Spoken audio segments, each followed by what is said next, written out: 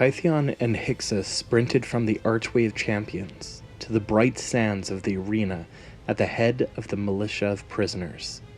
At their approach, harpies scattered into the air from the corpses of the Acroan guards, upon which they feasted before wheeling around to attack what they saw as fresh meats.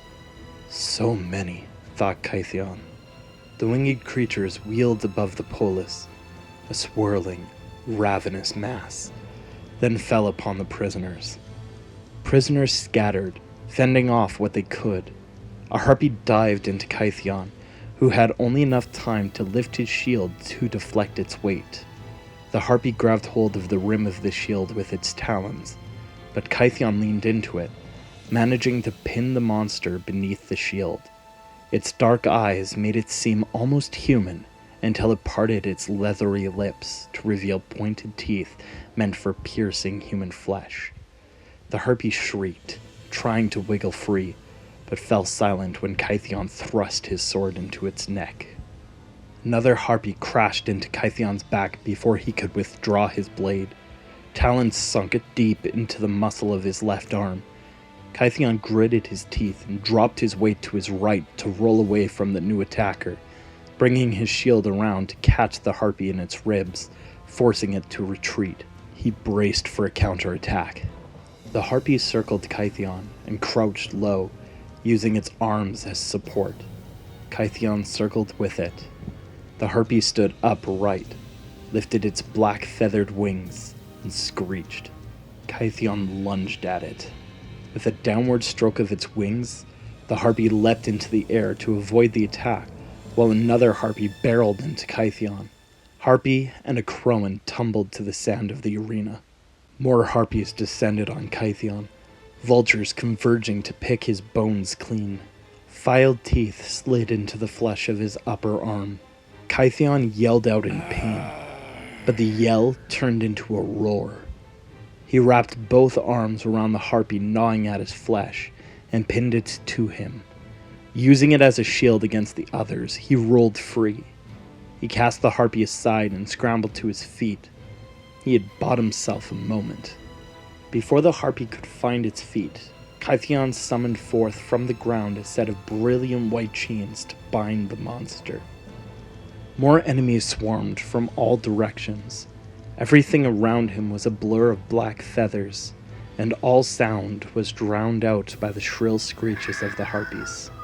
A sudden burst of white energy erupted in the sky above the arena, sending out waves in concentric rings. It passed through the mass of harpies. They began to fly erratically, colliding with one another. Hyksos. Kytheon found his mentor on the steps at the base of Iroas's column in the center of the arena. His eyes glowed an intense white as he channeled energy into the sky. Where the disoriented harpies crashed to the sand, Kytheon called forth glowing white chains to bind them. "That won't hold them forever." Hyksos' voice was infused with magic that allowed his words to be heard above the harpies. "Form up around the column in the center. Put your backs to it, shield to shield." Kytheon scooped up his sword and bolted for Hyksos, where the surviving prisoners were already ranking up in a ring around the column. They locked their shields, with swords and spears jutting out. They became a single entity, a phalanx in the Temple of Triumph, standing against a host of enemies. Many harpies fell, and more turned away. Kytheon raised his sword in salute. "Hoplites of the broken chains." He was answered with a collective, rising roar. The respite faded as quickly as it had begun. "Cyclops!" The cry came from the wall of the colophon. "And another!" Here too. Kytheon turned to Hyksos. "Warden, the walls!" Above the arena, the harpies were regrouping. Scores flew off for the walls in search of easier prey. "Undefendable if the harpies get to the guards, and perhaps futile if the Cyclops' number more than a few. Allow me to rally the irregulars. If you can keep the harpies off us, we can keep the Cyclopes off the walls." Kythian felt the weight of Hixus's gaze. He met it, expecting a lesson, even in the middle of all of this, but his mentor simply nodded. A moment later, Kythian was making his way along the top of the wall that surrounded the polis. Harpies passed him as they converged on the Temple of Triumph. When he turned to follow their course, he saw a bright, white helix reaching skyward.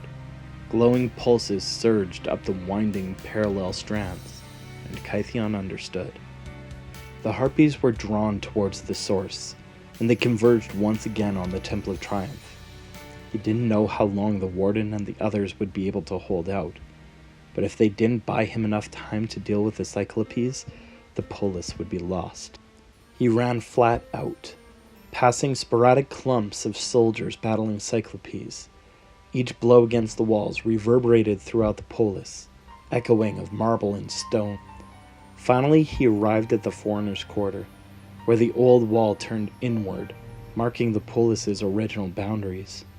The wall had been extended to include the foreigners' quarter, but it was neither as tall nor as formidable here. From where he stood, he could see 3 of the lumbering Cyclopes barreling toward the wall. Left alone, they would bring it down. From the old wall, Kythian dropped down onto stone pike, a raised walkway built into the wall that allowed quick access around the quarter. As he ran, he was greeted by the familiar pungent odors of the quarter. Below him were the familiar streets he knew and loved, streets that he hadn't seen since he was pulled from them by crone guards. He had been gone for 4 years. He had been gone when the attack came. Now he was here. He was home. Kythian followed Stone Pike to the quarter's fortified gatehouse, the point at which non-Acroans first entered the polis. As he approached, he saw a man directing people who carried enormous beams meant to reinforce the gate. Kythian laughed out loud. He knew the man, a regular named Zenon, the citizen who always insisted on placing wagers on any form of contest. His hair had grown shaggy, but he wore the same green cloak he had brought from the woodland polis years ago when he first came to Akros. Kythian called down to his friend. I didn't believe it when they told me the prisoners were released. How much did you bet I'd still be alive? Who says I bet you'd be alive? Besides, it isn't time to collect yet. His mouth parted in a grin that would have come across as cruel had Kythian not known him. Now then, in case it got by you, a handful of Cyclopes want into the polis. Give us a hand? Kythian climbed down to the street to help bear one of the beams. The wall behind them boomed, then groaned as the Cyclops threw his weight into it. It's gonna come down! Kythian turned to his friend. Then we must open the gate. What? Zenon gave him a look. Trust me.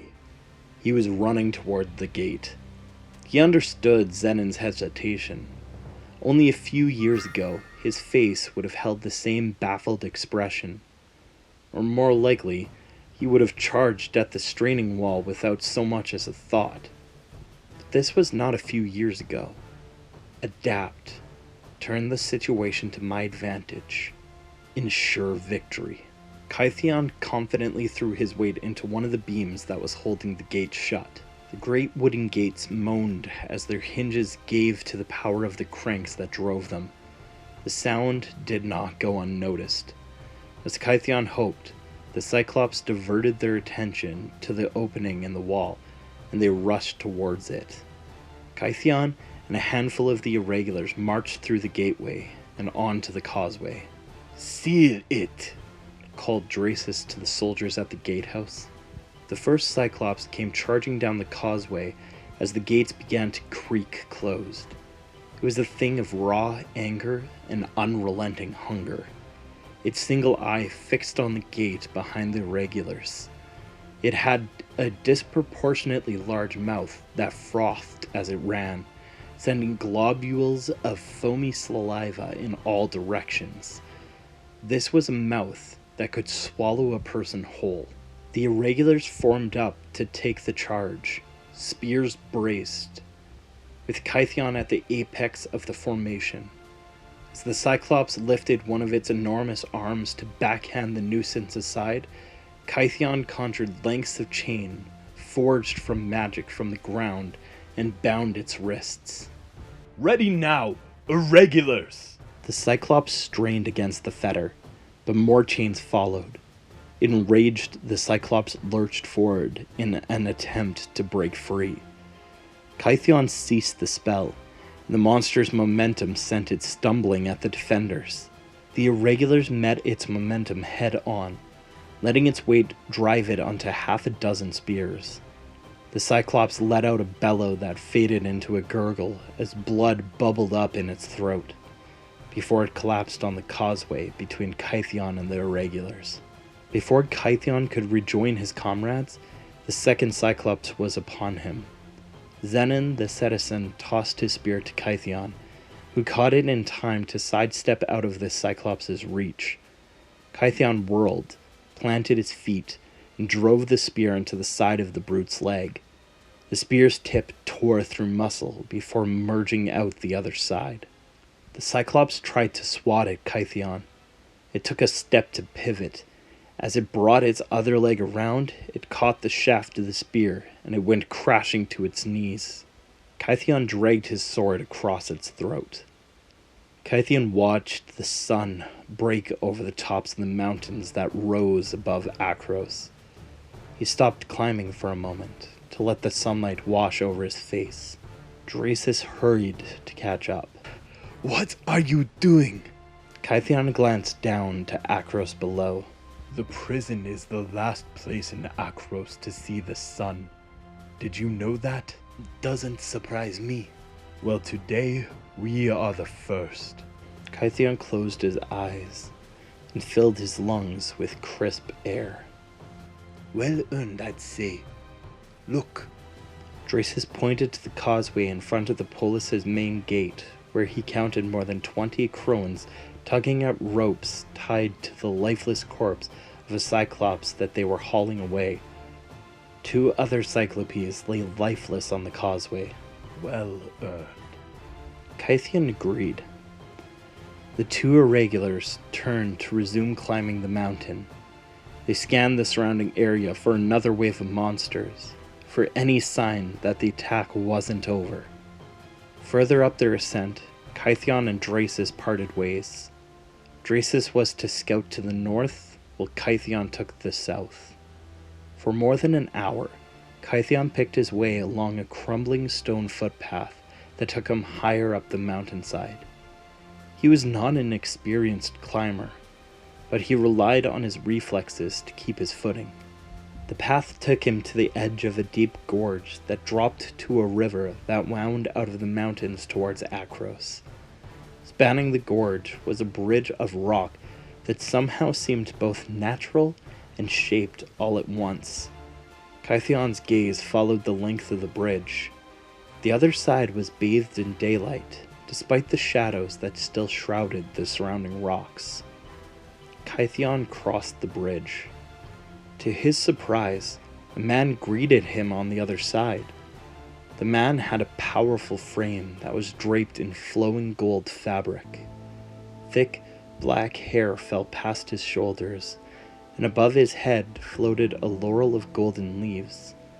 The spear he held was tipped in brilliant golden filigree that surrounded a luminous orb. Behind the man rose an immense marble statue so brilliantly illuminated that Kytheon was unable to make out its features. Kytheon, Yora of Akros. His voice seemed to be coming from every direction. Your task is not yet finished. True enough, if you stand in my path. Already, bands of white energy rippled across the surface of Kytheon's skin. Who are you?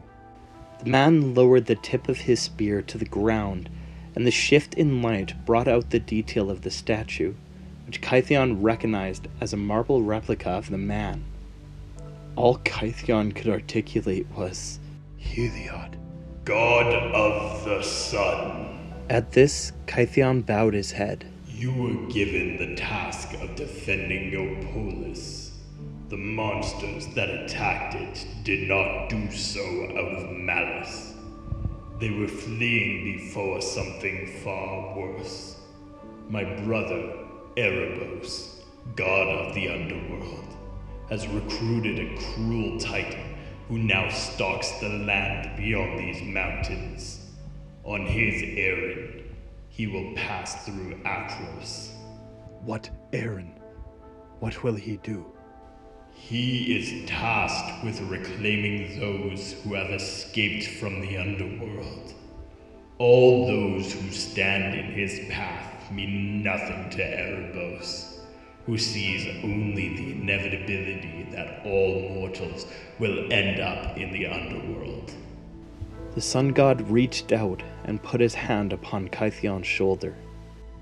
You proved your worth as a warrior in the attack on your polis, but it is time to prove yourself worthy to be my champion. He reached up to the sunlit sky, and the light coalesced around his fist. It elongated and took the shape of a spear that resembled the god's own weapon. With this spear, destroy the Titan. This is what I tasked you with. This is your ordeal. Kytheon gaped, both at the spear and at the task the god had set before him.